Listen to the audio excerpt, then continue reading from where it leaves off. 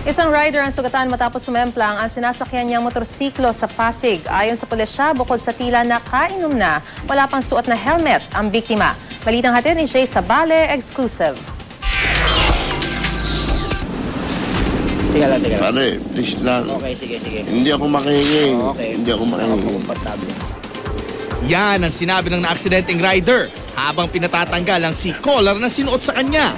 Nagkabasag-basag ang muka at sugatan si Cesar Sumulong matapos mawala ng kontrol at sumemplang ng walang suot na helmet sa M. Suarez Avenue, Barangay Palatio, Pasig City bago mag-alas 2 sa madaling araw.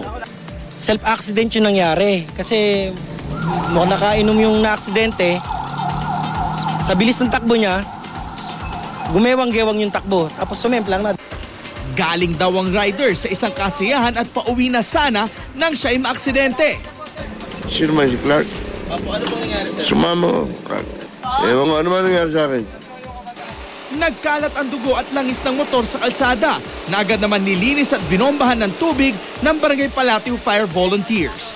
Binigyan ng paunang lunas si Sumulong ng Pasig Emergency Unit at saka dinala sa The Medical City. Jay Sabale, GMA News.